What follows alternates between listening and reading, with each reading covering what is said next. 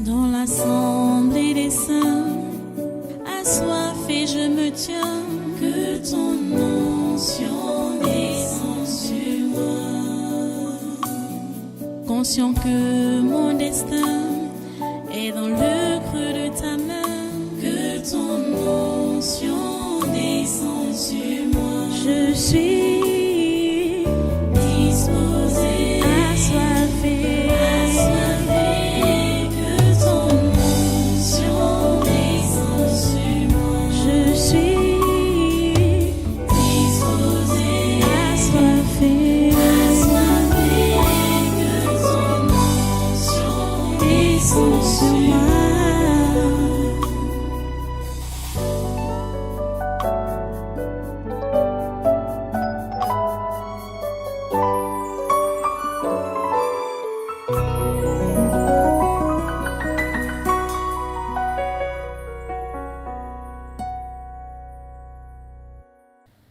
Jamais. Depuis que je suis dans cette maison, depuis qu'on est ensemble, c'est moi qui fais tout. C'est moi qui fais tout. C'est moi qui suis l'homme et la femme.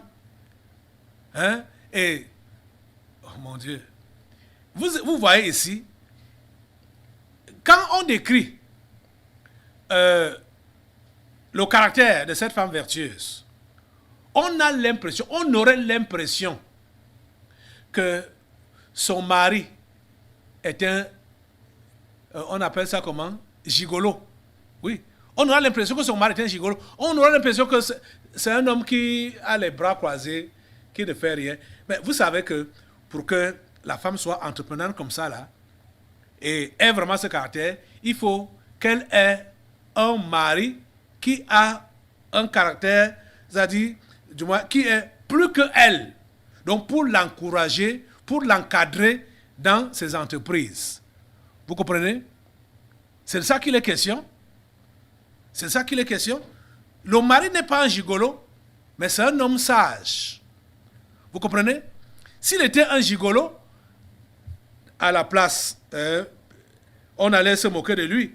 Au verset 23, on nous dit que son mari est considéré aux portes lorsqu'il siège avec les anciens du pays.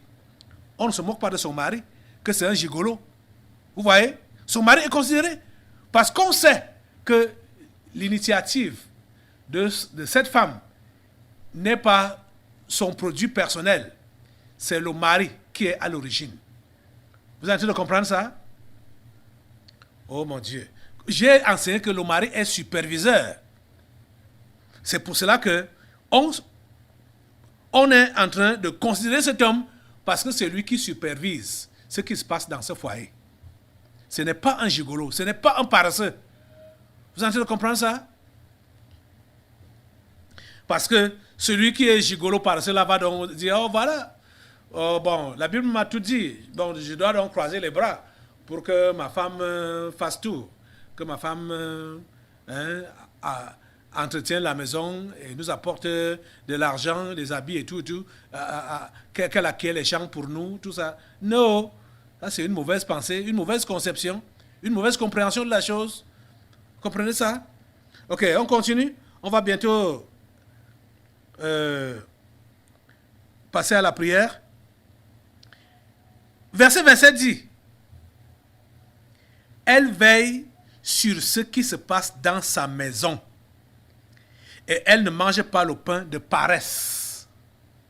Elle ne croise pas les mains ou les bras pour qu'on lui donne la nourriture. Pour que, pour dire à son mari, cherche-nous à manger, va chercher. Et d'autres femmes sont prêtes à envoyer même leur mari voler ou agresser. Vous savez que les braqueurs ont des femmes et des enfants. Vous savez que les voleurs ont des femmes et des enfants. Ou la famille sait très bien quelle est l'activité de leur chef de famille. Et ils sont là, ils se contentent juste du fait qu'ils ont à manger. Et ils ont tout à leur disposition. Ils savent que leur père, le chef de famille, c'est un féman. Et ils sont contents de ça. Vous voyez? Elle veille sur ce qui se passe dans sa maison. Elle ne mange pas le pain de paresse. Ses filles se lèvent et la disent heureuse. Son mari se lève et lui donne des louanges. Plusieurs filles ont une conduite vertueuse, mais toi, tu les surpasses toutes.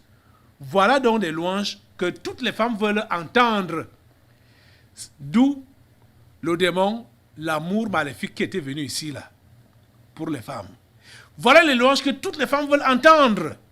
Pourtant, elles ne sont pas vertueuses et elles veulent qu'on les loue, qu'on les flatte, qu'on les célèbre. Vous voyez, des flatteries. Et elles sont prêtes aux flatteries. Quand tu mens, tu trompes une femme. C'est là qu'elle voit qu'elle a trouvé l'homme de sa vie. Hein? L'homme de ses rêves. C'est le menteur que la femme trouve que c'est l'homme de sa vie. C'est l'homme de ses rêves. Avec des flatteries.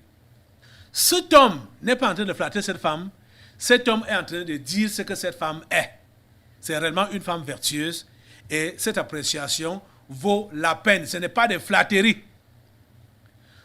J'ai connu une église ici en ville, à Yaoundé, où je ne sais pas s'il y avait une réunion que ce monsieur pouvait se mettre au pupitre et prêcher sans jeter les fleurs à sa femme.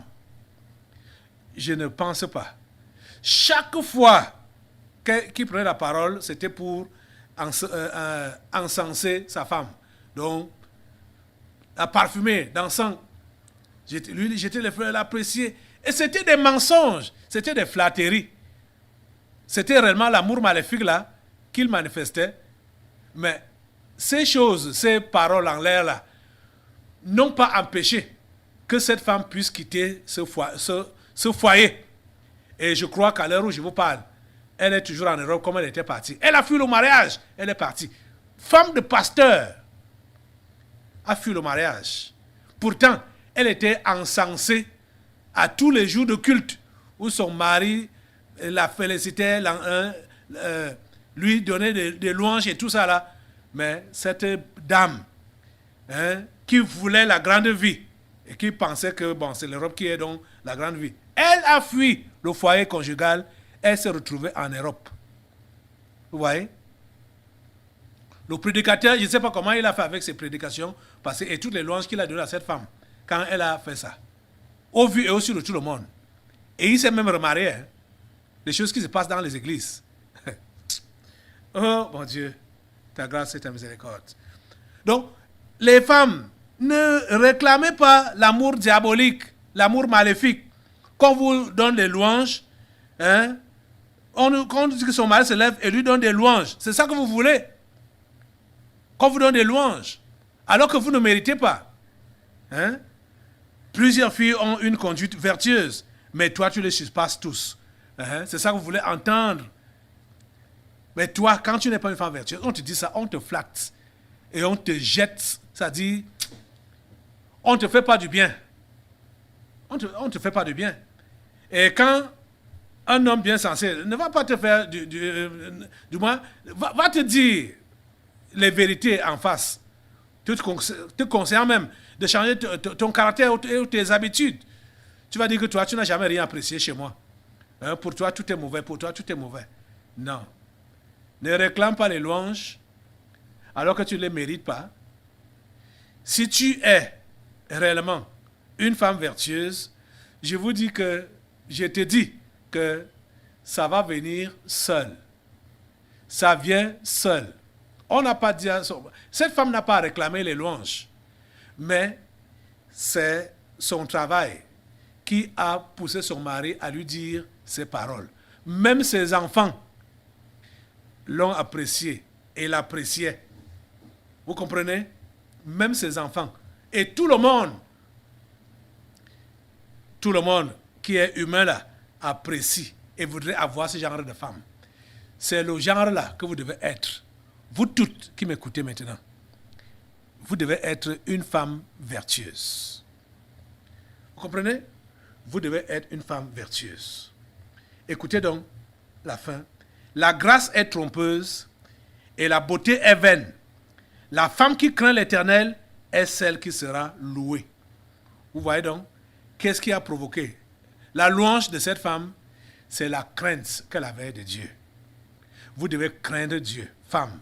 C'est par là que ça commence. Vous devez craindre Dieu. Le temps est déjà beaucoup passé aujourd'hui. Je vais continuer dimanche parce qu'il y a des conseils pratiques que je vais...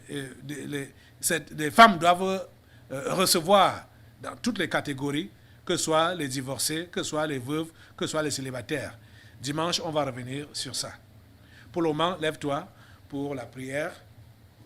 Lève-toi, mets-toi debout. Si tu es vraiment la fille de Sarah, si tu es vraiment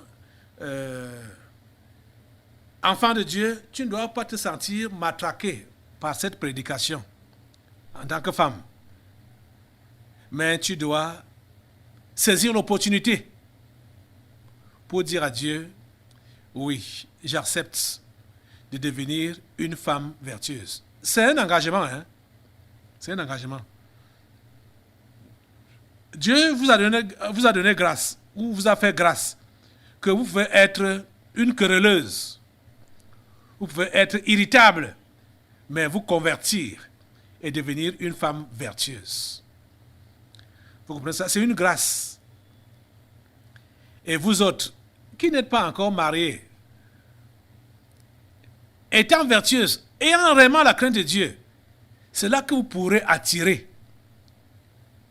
où vous pourrez réellement être une cote convenable pour un vrai ami de Dieu, qui aura donc une bonne aide pour accomplir le travail que Dieu lui a confié. Vous comprenez ça? Priez Dieu. Les mariés qui sont déjà ensemble, les femmes mariées qui sont déjà dans le foyer et qui depuis là, vous ne répondez pas encore aux critères de cette femme vertueuse, repentez-vous devant Dieu et demandez-lui de vous modeler à l'image de cette femme. Que vous puissiez prendre soin de votre mari, prendre soin de vos enfants, prendre soin de votre maison et avoir la main tendue vers le malheureux et le pauvre. Demande à Dieu ce genre de cœur-là.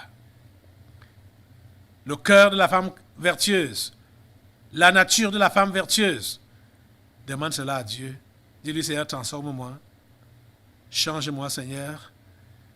Fais vraiment de moi une femme vertueuse à partir de cet instant. Je me confie en toi. Aujourd'hui, comme je l'ai toujours entendu, le pasteur l'enseigner, je ne vais pas réclamer mes droits, mais je vais accomplir mes devoirs. S'il te plaît, donne-moi la grâce d'accomplir les devoirs de la femme vertueuse à partir de cet instant. S'il te plaît, Seigneur, aide-moi. S'il te plaît, Seigneur, aide-moi. À bien encadrer mon mari, à bien encadrer mes enfants, à bien encadrer ma maison et d'avoir la main tendue vers le nécessiteux, le pauvre. S'il te plaît, Seigneur, aide-moi. Je me confie à toi, je m'attends à toi, Seigneur. Merci, ô Dieu, d'entendre mon cri et ma prière. Au nom puissant de Jésus, j'ai prié. Amen. Amen. Alléluia. Le Seigneur t'a écouté, hein, si tu as prié vraiment avec ton cœur. Nous le bénissons pour tout ce qu'il fait pour nous. Ok, maintenant, nous allons passer aux délivrances prophétiques. Assois-toi. Assois-toi pour que nous puissions maintenant passer aux délivrances prophétiques. Je reviens. Dans l'assemblée des saints, assoiffé je me tiens, que ton onction descende sur moi. Conscient que mon destin est dans le creux de ta main, que ton onction descende sur moi. Je suis